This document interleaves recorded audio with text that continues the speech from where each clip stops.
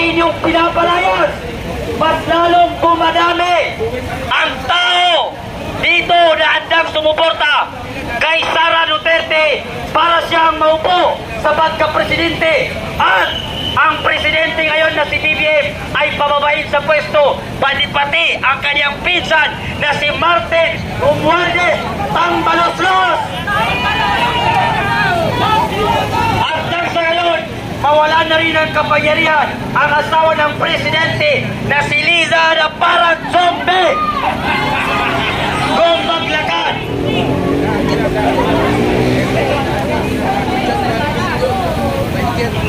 Parang penguin, parang palaka, parang zombie.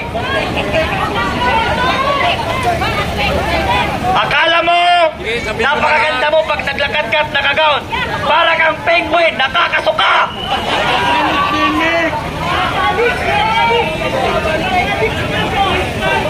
Bagong presidente, bagong balyo. Walang prinsipyo, walang isang salita. Si BBM, bangag na presidente ng Pilipinas. Mga kababayan naming Pilipino, inaanyayahan namin kayo na makisali sa aming rally nang sa gayon mapaalis na sa ating gobyerno ang mga demonyo at mga buwayang politiko na nakaupo ngayon sa gobyerno natin at hindi nila kayang gampanan ang kanilang trabaho sa gobyerno sapagkat sila'y puro adik at bangag ang mga nakaupo ngayon sa ating gobyerno dito sa Pilipinas.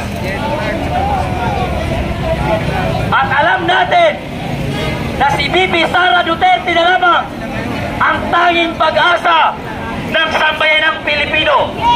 At kapag hindi natin napalis sa gobyerno ang mga kupal at adik na yan na si BBM sa pagka-presidente, sila ang lason ng sambayanang Pilipino at sila ang magiging lason ng kabataan. Bakit sila ang magiging lason ng kabataan? Sapagkat ngayon ang mga adik hindi na sila nagsitaguan. Bumalik na ang mga adik at droga. Alam natin noong nangampanya si BBM sa pagkapangulo na ang promise niya sa atin 25 na lamang ang isang kilong bigas, 20 pesos. Pero nung siya'y maupo, nawala ang 20 pesos at naging 60 pesos ang isang kilo. At ang bumaba ay shabu. Ang pangako niya, bigas ang pababain. Nagmahal ang bigas, bumaba ang shabu sa ating bansa, mga kapatid. Galing. Kaya, hindi tayo susuko, hindi tayo uuwi hanggat hindi bababa sa pwesto ang presidenteng bangag na yan. Bulgaran mo talaga sasabihin. Hindi na takot.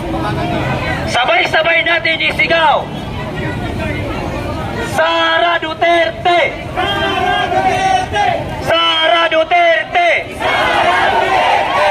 Bagong presidente! Bagong presidente! Sara Duterte! Bagong presidente! Sara Duterte! Bagong presidente! Sara Duterte! Bagong presidente! Sara Duterte! Bagong presidente! Sara Duterte! Marcos, umalis ka na dyan!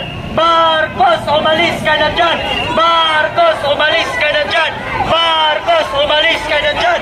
Marcos, umalis ka na dyan! Marcos, umalis ka na dyan! Marcos, umalis ka na dyan! Umalis ka na dyan! Sana, alam namin nasa ospital ka ngayon. Sana, hindi ka na lumabas sa ospital. Lumabas ka na sanang nakaburol.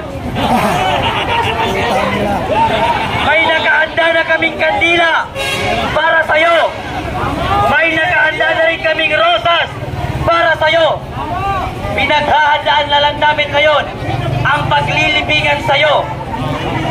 Pero hindi sa lupa, sa tubig. Ang lupit. Paano ito?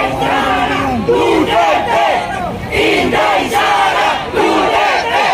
Inday Sara Duterte! Inday Sara Duterte! Inday Sara Duterte! Kakantahin na lang natin yung ang bayan ko'y tanging ikaw, Pilipinas kong mahal, ang puso ko at buhay man sa iyo ibibigay. Tungkulin ko'y narampanan,